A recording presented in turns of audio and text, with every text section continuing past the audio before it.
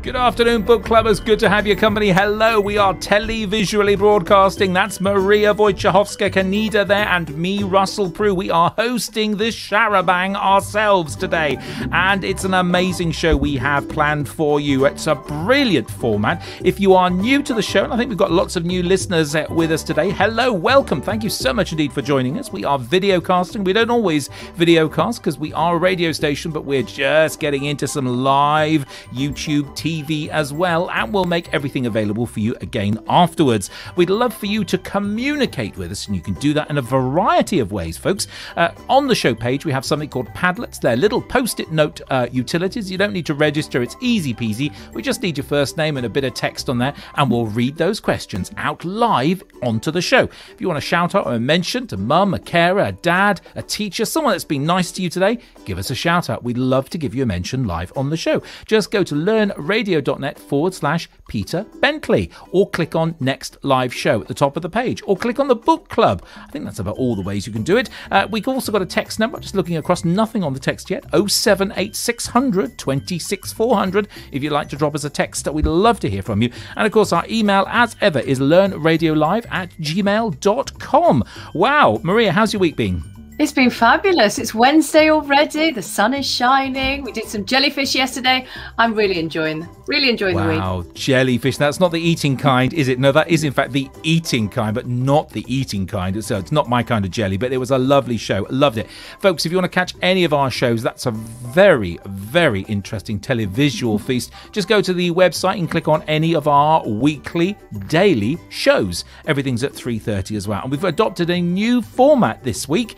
All of our shows are at 3:30, and we have a whole range of them. We're trying to meet your after-school club requirements. A lot of you are still staying behind school for catching up and doing some extra activities in the classroom, or just waiting to be collected from school. I know how that feels. And all of our shows are featuring a live video cast this week and next week, and we're broadcasting in this glorious Technicolor as well. Although I've played down the colorization today, Maria's gone all light and summery.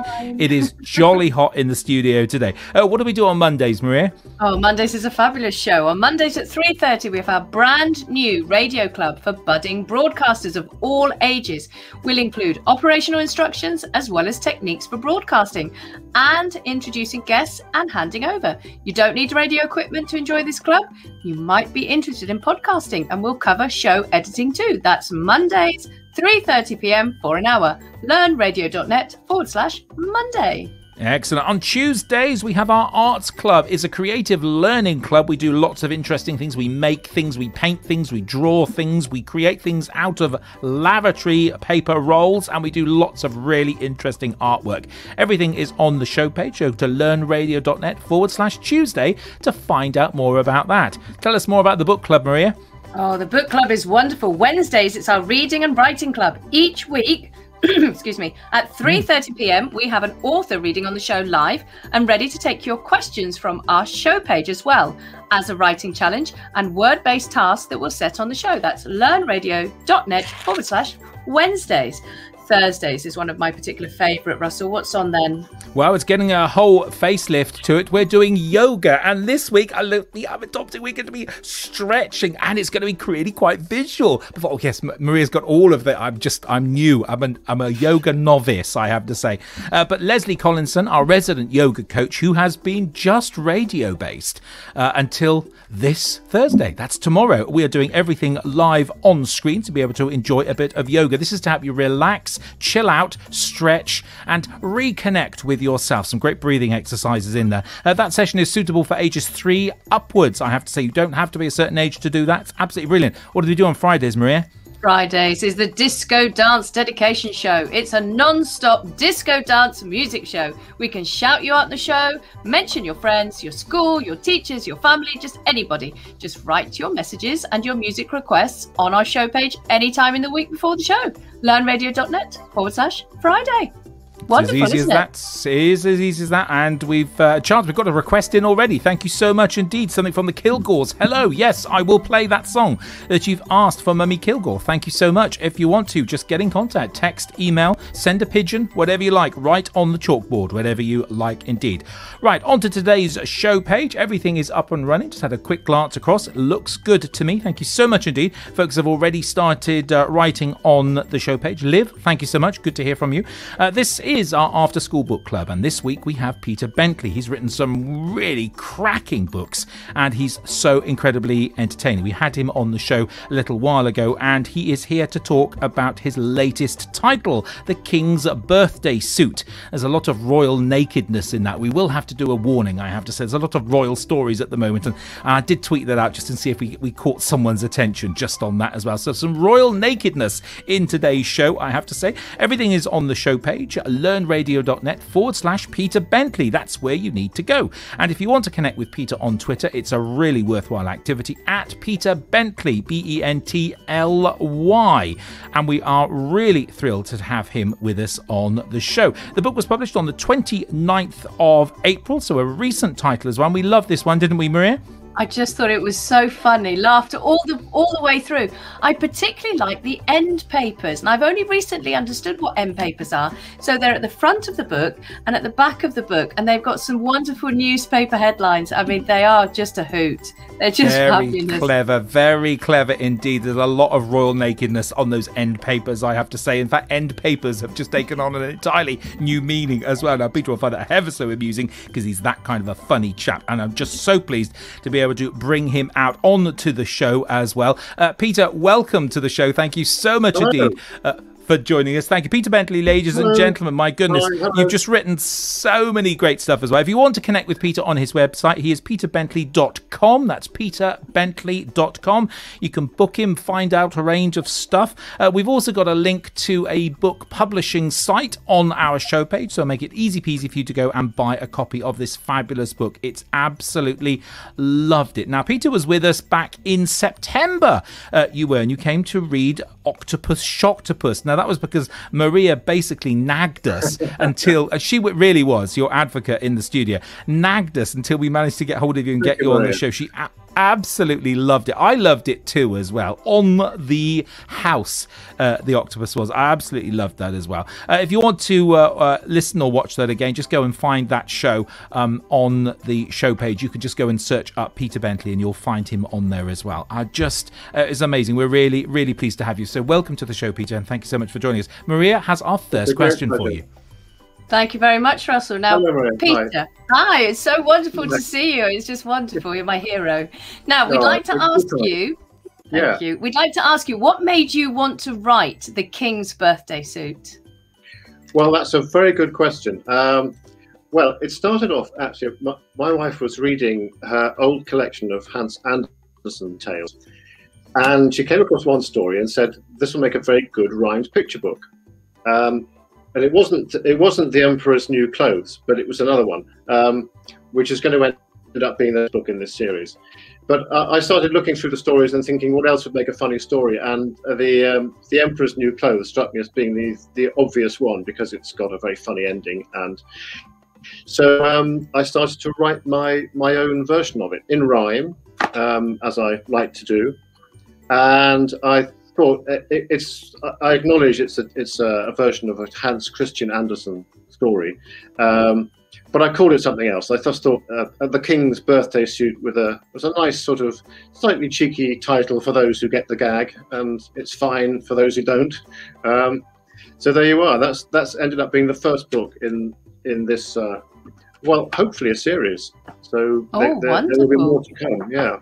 No, I really enjoyed that. I like that it was his birthday suit and what the word birthday suit means. It's wonderful, Russell. It's so cheeky. Good. Oh, well, the humour on the multi-level is so incredibly clever. So adults will go, very good, very good. Kids will go, birthday suit. Yeah, of course, it's great as well. I've got the next question as well. It's a very modern tale, Peter. And as you say, on an old, it's based on an old version, Hans Christian Andersen. You've mentioned that as well. And I love the references to yoga and going to the loo. So you've kind of given it a real modern twist there as well. And toilets feel very strongly in a lot of our books recently, I have to say. So there's a lot of toilet humour with the exploding toilets as well. How important was it for you to modernise this brilliantly yet powerful message? Well, I wanted to. I wanted to make it. He's a sort of traditional type of monarch. He's got a very sort of old-fashioned, Middle European sort of. I was thinking of guys photographs of royalty circa 1900 with the name. It's sort of a Central European kind of name, but I wanted to make him into a modern monarch, and I wanted to do say something about the fashion industry as well. So I thought that was so both topical and also very relevant and universal. Yes. And I just thought also if you could include. I mean, this is. We were hoping to. We took quite a long time to get a decent illustrator, and Claire has been so fantastic.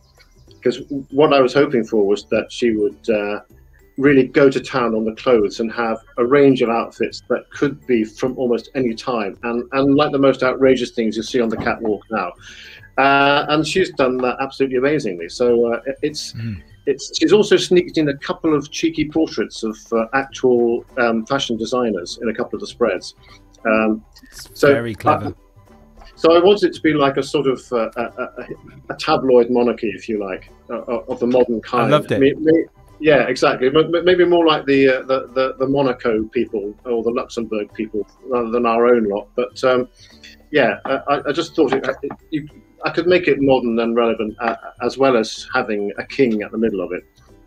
I think it's very relevant as well. Some great lines as well. You're going to read from the book in just a little while. Just absolutely brilliant. I loved it, and the artwork was just stunning. I love I mean, we have lots of artists on as well, but actually, I have to say quietly, this was one of the best. I'm just the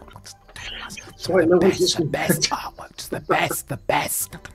But of course, very, very good. It stands up there, head and shoulders with other stuff as well. Claire, I would love to meet Claire as well. Just some of the best drawn characters I've seen in a book so far. I have to say, really, really good. Marie, you've got another question for us. Thank you very much, Russell. Now, the king sends his ministers, Peter, to look at his newly woven amazing cloth. And when they report back to His Majesty, whilst they don't lie, they're not exactly straight with the king. But that's not what the ruler wanted to hear. Now, there's something here that strikes a chord with children who have an unswerving concept of right and wrong. How important is it to remind ourselves of this?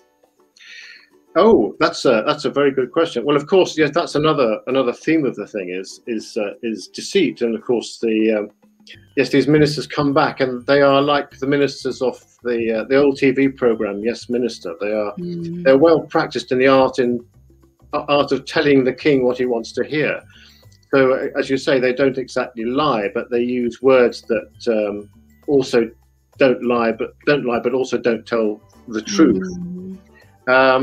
And I think it's quite important for children to understand that actually words can be very powerful, and it's very easy to say things you don't really mean and things that aren't actually truthful, and which people might understand as truthful. So you have to be careful what you say, and I think that's particularly important in the world of social media and text messaging and things and apps like WhatsApp and Snapchat and things like that. So just obviously that's not for this particular age group, but it just you be careful what you write because it's there forever, and it can easily be misinterpreted.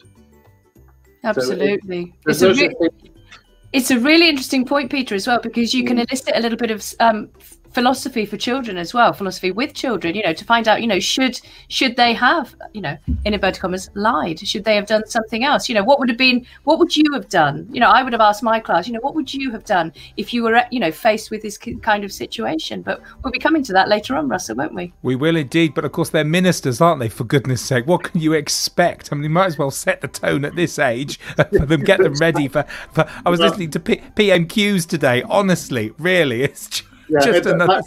That's Punch and Judy, isn't it? The PMQ isn't it just? Punch and Judy. It really, absolutely right. I love it, and it's. And the thing is, when they're interviewed in private, the politicians, they say, "Oh, we don't take that seriously. We're all mates. We all chat and we collaborate in the background." But you think, well, well, why do you have this theatre of contest and knockabout and boxing matches? Why don't you just collaborate in public?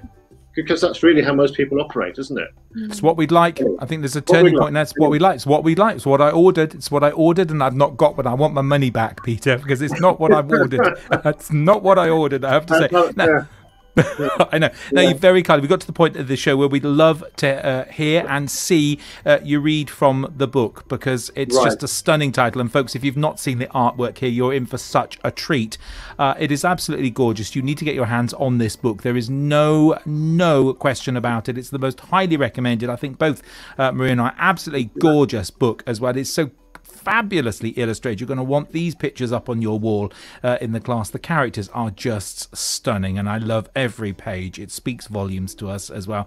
Ladies and gentlemen, put your hands together to welcome Peter Bentley to the show. Peter, we're ready when you are, sir. Thank you so much for joining us again. Thank you so much. My pleasure. Well, here's the book, and what I'm going to do is I'm going to try and hold up pages of it so you can see them. I know that teachers do this every day. As Russell has told me in no uncertain terms, I have no excuse for not being able to show the pictures properly. I will do my best. Okay, if you're all sitting comfortably, here's the story of the King's Birthday Suit, based on the story by Hans Christian Andersen. King Albert Horatio Otto III had so many clothes it was simply absurd. There he is. He had outfits for yoga and stroking his cat. He never ate cheese without changing his hat. For every event, he would wear something new. He even changed outfits to go to the loo. And there he is.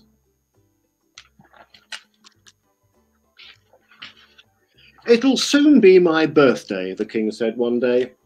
There'll be royalty coming from far, far away. I'll need a new suit, the best there can be. Oh, who will design a new outfit for me? Fashion designers turned up in their droves, bringing the king all their latest new clothes.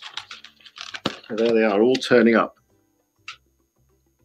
A huge long line, and if you know your fashion designers, there's a couple in there you'll recognize. Now, but nothing His Majesty tried was quite right. This cloth is too scratchy and simply too bright. This jacket's not comfy. It just doesn't fit. Too stripy, too spotty. I look a right twit. Then along came two rascals, McTavish and Mitch, who'd cooked up a story to make themselves rich. We'll make you a suit of the finest cloth ever, which can only be seen by the wise and the clever. And there's Mitch and McTavish with the king on his throne. Yet another outfit. The king said, "Fantastic, that's just what I need. I'll see that you're paid very highly indeed." Then Mitch and McTavish pretended to weave the fabulous fabric from morning till eve. Clackety, clickety, clickety, clack, working their weaving loom forward and back. Clickety, clackety, clackety, click. Nobody knew. It was all a big trick.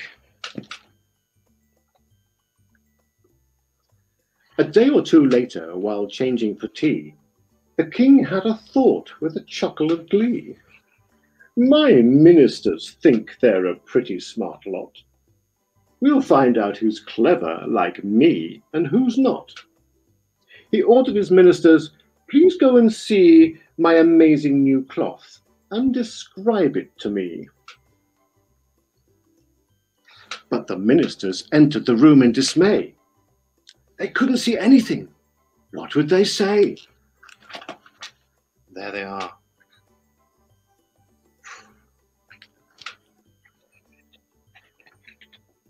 They said to the king, that cloth, sir, oh my, we've seen nothing like it, which wasn't a lie.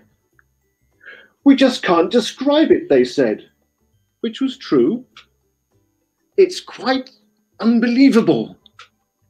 That was true too. So off went the king, just as pleased as can be. And he had a great shock. Not a thing could he see.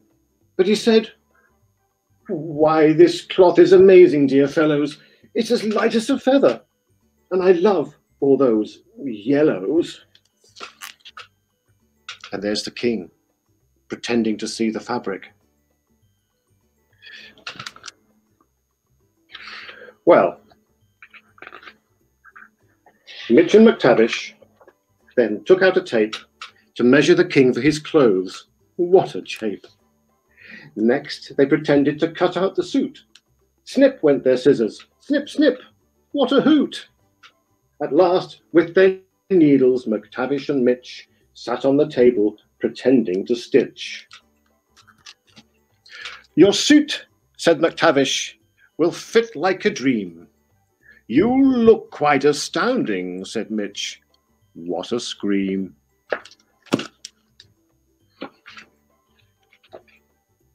Next day, as the band played a birthday salute, the king went to try on his fabulous suit. Mitch said, "Oh my, what a marvellous fit. The trousers are perfect. They don't pinch a bit." McTavish said, "Sir, you're fantastically dressed. All of your guests will be mighty impressed." At the party that evening, the guests gave a cheer when the butler announced, "His Majesty's here." There's all the guests waiting at the party. They had all heard the tale of the wonderful clothes, and they strained for a glimpse on the tips of their toes. His Majesty haughtily strode into sight. Oh, the king made a mighty impression, all right. A duchess, who just couldn't stop herself staring, declared, "What a splendid new outfit he's wearing." And all of the guests were quick to agree, so no one would think they were stupid, you see. There they all are. Ah, my good gracious, what can they see? But one little girl stepped out of the crowd, pointed her finger, and hollered out loud, "You grown-ups are silly. Can't you all see the king is stark naked? He's as bare as can be." There she is, in the middle, pointing.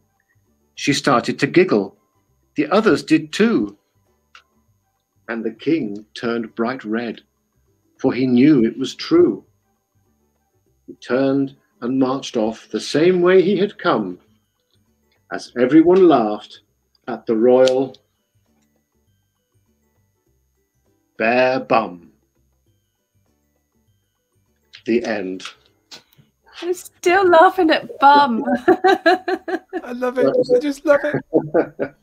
Well, thank you very much. I mean, I'm sorry I was a bit sort of cat-handed with showing the pictures there. But, no, not at brilliant. all. Hardly. I'm sitting here cross-legged as if I was a child on the carpet, just looking at the pictures and listening to your words. That was brilliant, Peter. And it's a long time since I've heard the word rascal. I need to start using that more often, Russell. Yeah, there are quite a lot of good words for that replace rude words, which you can use in picture books. And I'm a great believer in reviving a lot of them, like rascal and rapscallion and things like that. Scoundrel and all those. It was kind of brilliant words. They're lost words, and we know a lot about that as well. Yes. Scoundrel's another really good one. Yeah. It was really good. Loved it, and you really brought it to life. There's nothing special. There's nothing more special than having an author read the book. We really enjoyed that, didn't we, Maria?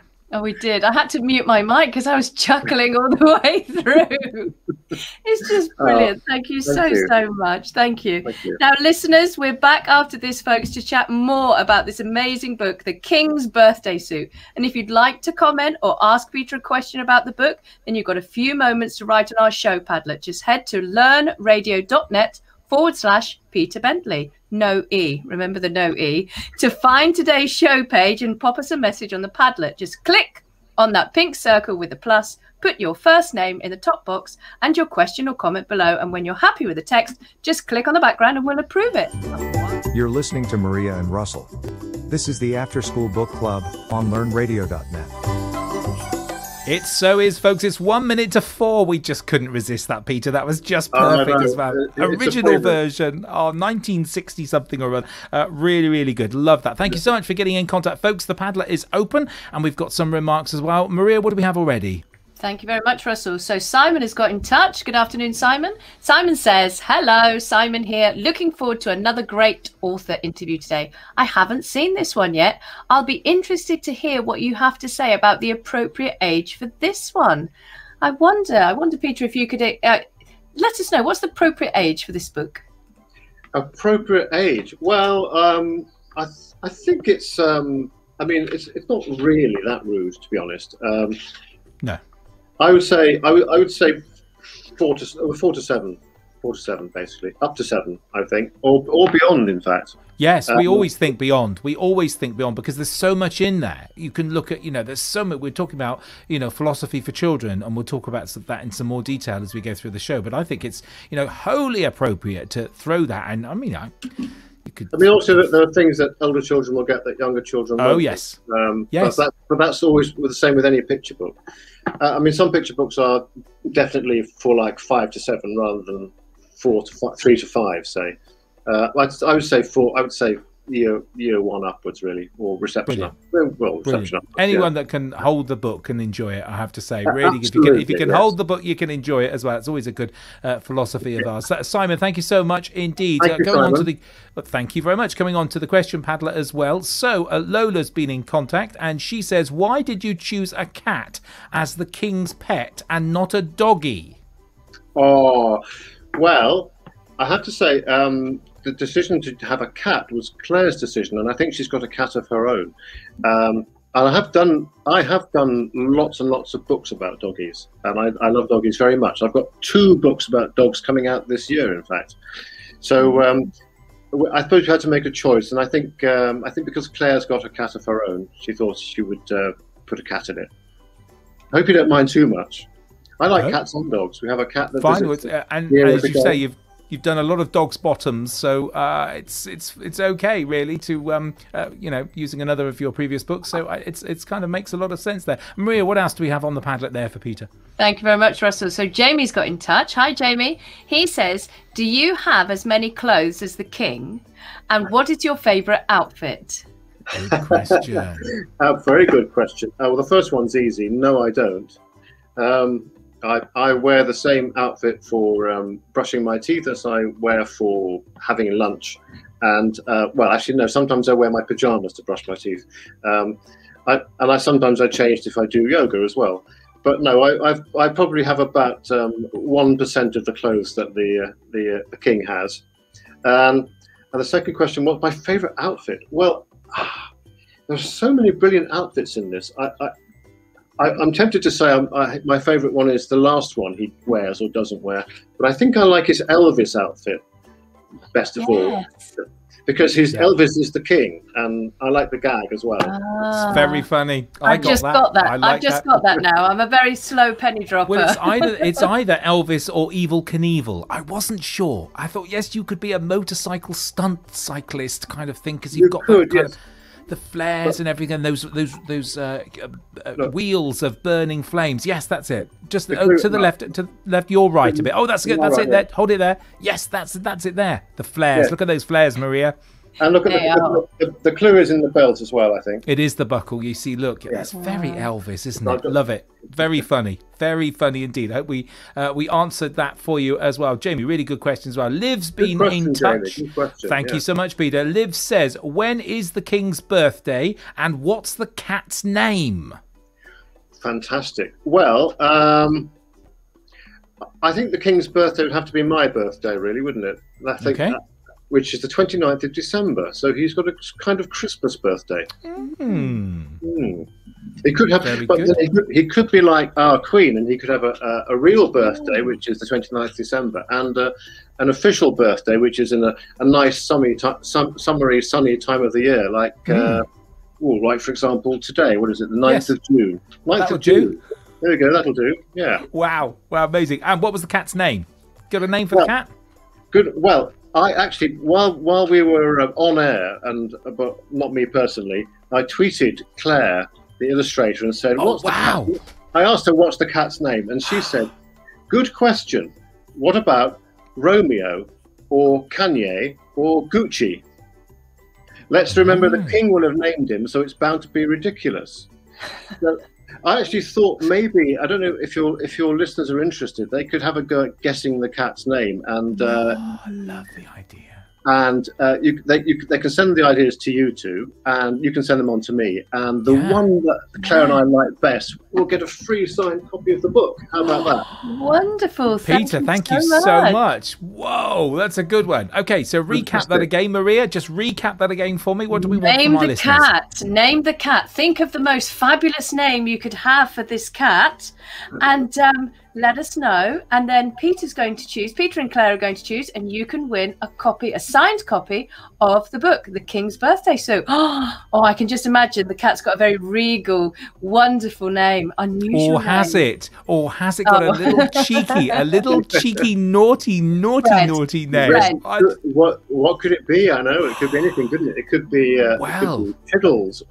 Or it could be Tiddles is one of my favourite ones. Or Ridiculous. That could be a name. Or it could be, with a modern foreign language name. Or it could be a very international name or a traditional name. Names have been in the news today, haven't they? My goodness. They certainly have. Could be a whole selection as well. Maria, what else? Thank you, Peter. Thank you so much. That's incredibly generous of you. I'm very excited. No one has ever done that live on the show. Thank you. That's really kind. Really kind. Thank you. Pleasure. No, I'd love to know the cat's name myself, so I'm looking forward to learning what it is. Thank you so much for allowing our listeners to participate like that. Maria, what else do we have? Thank you. So Peter, Liv's been in touch, and she says, what is the king's real name? Oh, good question. Well, that's a very interesting question, isn't it? Because often kings and queens have names, use names which aren't actually their own names, don't they? Like I think the Queen's dad was actually called Albert to all his family. Well, let's have a think. I mean, he's called Albert Horatio Otto III. What's his real name? I think that those probably are his real first names, but his real surname, I've got to think about that, because what's his real surname? It's certainly not Smith. It could be something very exotic and crazy and double-barreled maybe, or triple-barreled. Double-barreled, yes, that's clever. Yes, I'll have to get back to you on that one, because I know him as Albert Horatio Otto, but if you've got any bright ideas, you can send those to me as well, and I'll have a think about it, because I haven't given him a surname because I didn't actually want to tie him down to a particular part of the world. So it could be an English name, it could be a French one, or a somewhere from further east or further north or further south, or anywhere you like, really. Thinking of those translations, aren't you, Peter? I know what you're doing there. I certainly am, exactly. Well, it's things that's the authors. Well, indeed, that's really good. Last question at the moment on the Padlet. Folks, you've got all of the show to plenty of time to get questions in there. So at the moment, there's Liv as well. Thank you so much. These are brilliant questions, Liv. Really, really good. Really enjoying them. Where did you find your inspiration for the book, Peter? Where did you find your inspiration? My inspiration? Well, first of all, it came from my wife actually looking at her Hans Andersen collection and suggesting a couple of stories, or reading one of the stories and suggesting making picture books out of them. So that was quite inspiring. And also, I was inspired by Hans Andersen himself. I mean, he's such a great storyteller. There's always more than one level to his stories. And what I like about them is that some of them are very funny, but some of them aren't. Some of them are actually quite sad. He's not afraid to write anything, really, which is such a good tip for a writer, is just to write what you want to write. And that's one reason I admire him, is because he wrote absolutely everything he wanted to do and every feeling he had, he put into his stories. And they're never about one thing. They're not always happy endings, and they're not always jolly. although quite a few of them are. So I was inspired by a great writer, if you like, which often happens. No, it's great. It's really, really good. Keep those questions coming, folks. We are loving them. Thank you. Really detailed questions.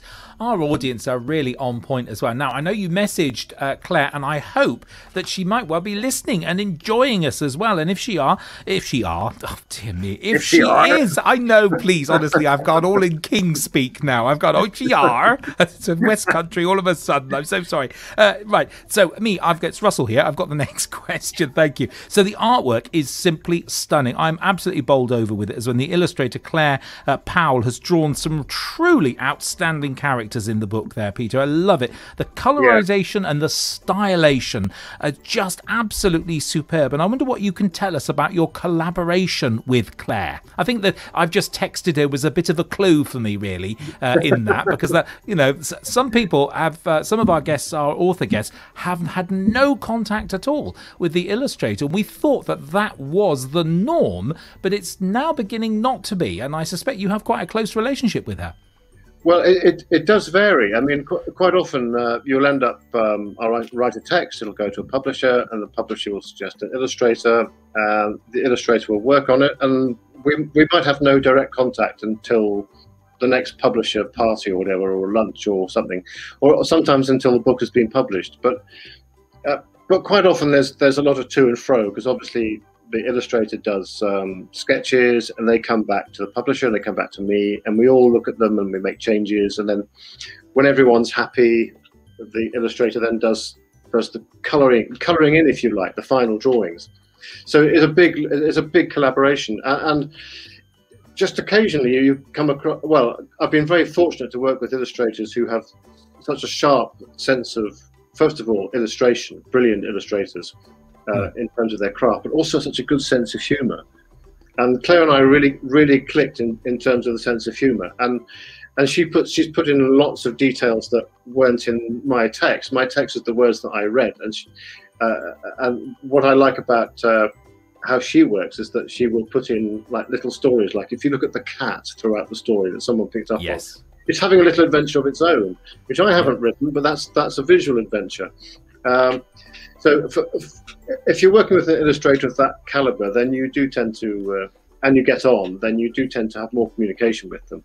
I mean, it's not to say that I don't get on with all of my illustrators, but some of them just will get on with it, and you'll see pictures and you'll say, yeah, that's great, that's fine.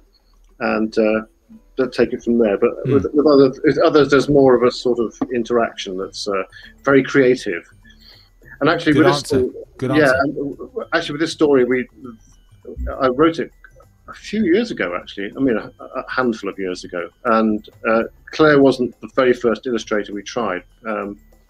Quite hard getting somebody who could do it. Well, who would be good enough, really. Not good enough for the story, but just good enough, full stop. And when Claire came along, just saw her sketches and thought, yeah, she's completely all over this. And absolutely, the rest is history, really. I mean, fantastic. Wow. Couldn't imagine anyone else. I mean, it's very interesting because, and that's news to us. We've just learned something new here. I can't imagine anyone else illustrate. And we've seen some styles, and we kind of get used to the styles, but there is a regal style to the artwork here, which is so the story. It just, the two are so well linked. Maria, you've got a question next. Thank you. I mean, I'm just looking at the panel now where you've got a little mouse in the centre panel where McTavish and Mitch are up to mischief, and the little mouse is listening in, and then the cat is listening on the other side. It's just absolutely fabulous. I mean, when I read this book, I really read the words, and now I have to go and look at the pictures, because there's also a little cat with some little boots. He's got some teeny tiny little king boots. Little Elvis boots, yes. Little Elvis boots. Oh, they're wonderful. Now, I'd like to talk to you about McTavish and Mitch, because they are rascals. They are baddies. Why did you go for these two names? They just bounced out one day. This is sometimes what happens with the rhythm of the story. Along came two rascals, did-daddly-dum. And I just like McTavish and did-daddly-dum. So it's a 3-syllable name and a 1-syllable name. And I just sort of, and maybe make them alliterate. And then I just sort of, two names popped into my head and popped onto the page, McTavish and Mitch. I thought, yeah, that's them. That's them. Yeah, I just thought that's then, they sound a bit rascally, but not completely rascally. Do you like them? Do you trust them or not? Because they come across as being, very unless you can see this, unless you're clever and wise. But yeah, there is that hint of rascallery, if that's a word, Russell. Yes, a it should be. If there is a word, get it in there. We'll get it in the book. I've got a good contact. The Oxford English Dictionary. We'll get that in the book there as well. And now you're talking about rhyme as well. I need this question answered as well. How difficult is it to think of words when you're rhyming like that, that you're looking for? How much time do you spend searching for those magical words? Well, it can take a while, actually. I mean, what I find that the most difficult thing with the story is not so much the rhyme; it's the rhythm that you're going to use to tell the story. Like with Octopus Shockspus, it's a very different rhythm to this story. Yeah, and sometimes you kind of tell when you start off thinking of the first line, and the first couple of pages, you need to get the story going by the first couple of pages, otherwise you're going to run out of space. So the rhythm has to be something that will either, if it's a long story, quite a long and elaborate story like this one, the rhythm has to sort of shove things along quite pacily. And once you've got the rhythm, then the words tend to fall into place in a way. Because I like to try and follow the natural rhythms of English talking.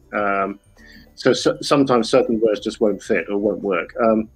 But when it comes to rhymes, if I can't think of a rhyme, what I will do is I will do it by hand. I'll write the word at the top of a column, and then I'll go through the alphabet, A to Z, and think of words that rhyme. And doing it that way, systematically, I find I often come across words I hadn't thought of that can be quite left field, and then it'll actually make me think, oh, that'd be quite a good word to rhyme with that. How can I get that in? Because I quite like the idea of that. So it not only gives me the rhyme, but it'll also give me an idea and possibly a new little direction or quirk. Wow. If I can't think of a rhyme, then I just change the word. Simple as that. Wow, rhythm. We hadn't thought about a rhythm in there as well, because of course there is and you're right, there is a rhythm, a natural rhythm. And so, I hadn't really thought about McTavish and Mitch, because they do work really well. It's very, very clever as well. Marie, you've got another question there. Thank you very much. Now, we would like to ask you, Peter, when did you first get into writing? Writing for children, I suppose it was kind of around the time, or just after my own children were born. My first child was born, my son, in fact, he's 21 now, so that's roughly 20 years ago, I suppose. I started thinking about writing for children. I'd always liked scribbling little rhymes, and in fact, I wrote, where it started was I wrote my best man speech for my brother's wedding in verse, and I showed this to my wife, and she says, you should do more of this. So I experimented with writing rhyme stories, and it took a while. If I look back at the very first one I completed, I can look at that now and think, I wouldn't have written that now. That's far too complicated for children or young children. But yeah, I just sort of started having a go at it. I went on a course run by the Arvon Foundation, who run writing courses in all kinds of types of writing. A children's writing course, which was taught by two existing authors, published authors. That was really interesting, and got lots of tips from that. And also a publishing contact who was eventually the person that published my first book. So that was handy as well. So, but most of it was just practice, trying again, if you like. And where do you have a special place where you do write? Do you have like a little shed or a writing corner or a writing area? Well, it's quite complicated at the moment. We're staying in London in a quite a small place for a couple of years while our daughter is at a college. But normally I have my own writing room. At the moment I have my own writing corner, and quite often I'll go out to cafes and write.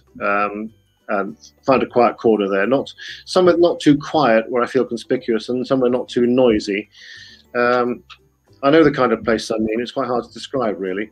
And I'll go out there and write, and try and do that sort of mornings are best generally for me for writing. Oh, that sounds lovely. That's really interesting, isn't it, Russell? You know, different people go to different places to write. Yes. Feel inspired. And you could do celebrity spotting. Could you just name some restaurants or places, and we could just go out and just catch you doing this? And I wonder what's your drawing like? We know what your writing's like. What's your drawing like? My drawing, well, it's all right. I'm not a bad drawer, but I'm not good enough to do it professionally. Quite a lot of people who write picture books, or aspiring writers, I don't know this from my own experience. They come to me and say, "I want to write picture books, but I don't know how to. I can't draw very well. So how can I do it?"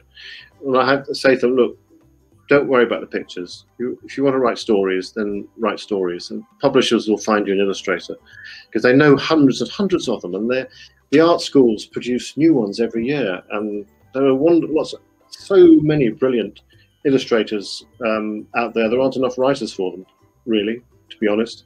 And so don't worry about finding an illustrator. Just do your thing and write something." Really good.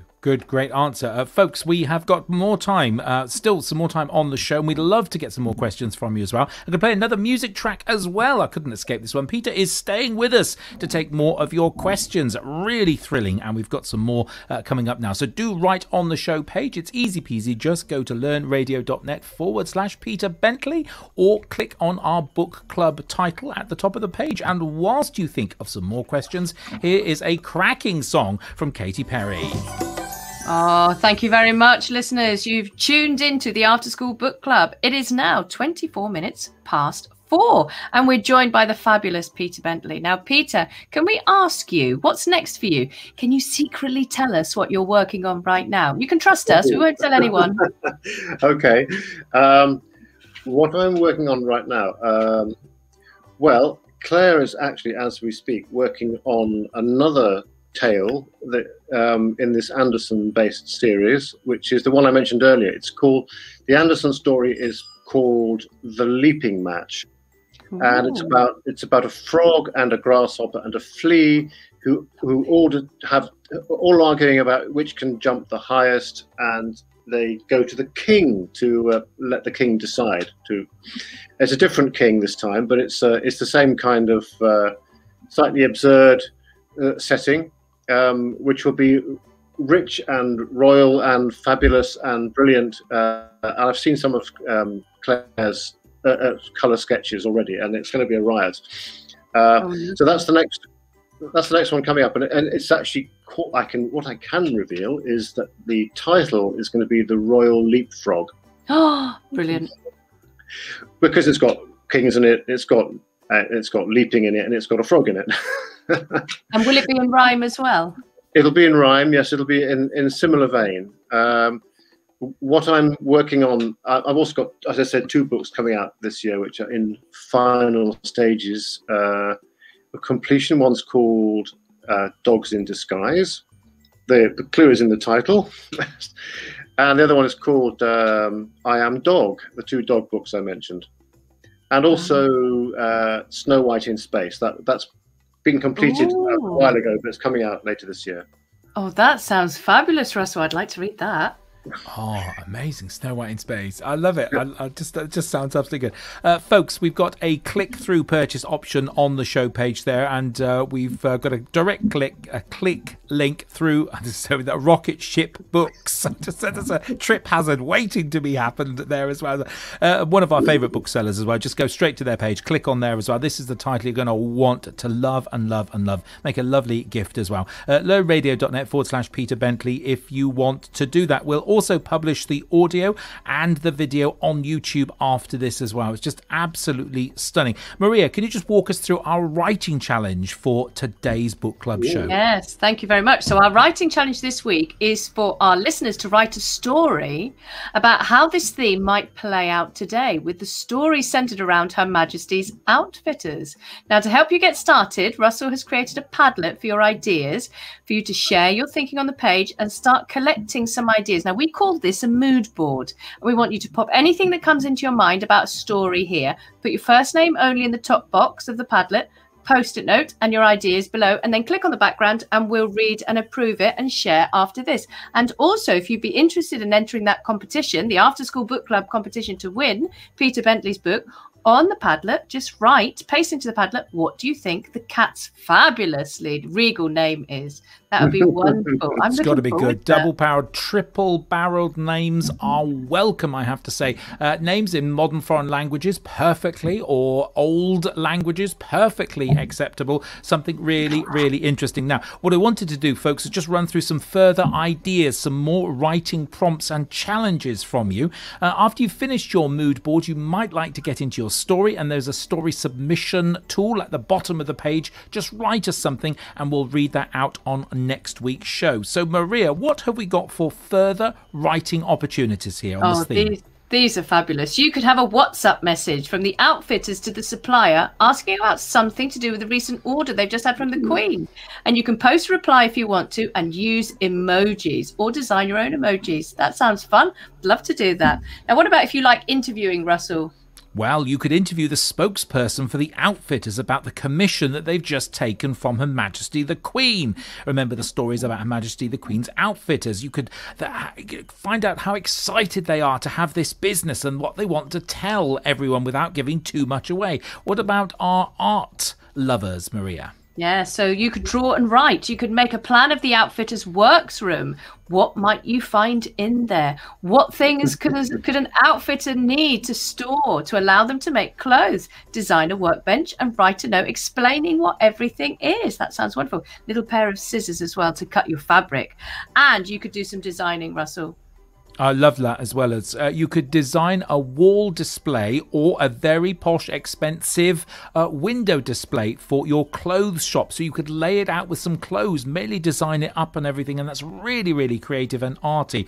What about, we talked about philosophy for children earlier on, Maria. If we want to get into that now, what can we do? You could consider what he might do to recover the money he spent on McTavish and Mitch that was stealing. So you could consider what happens next. What happens after everyone has stopped laughing at the king? What might he say? Do you think he might be, in with the ministers and his family? It's a really interesting point. I think that philosophy, and sometimes these answers, don't have to have an actual answer. You could ponder on them as well. You can wonder about it. You can change your mind. You can grow your opinion, Russell. I think that's very important. I love it. Yeah, absolutely. I often wonder how does the king come back from this?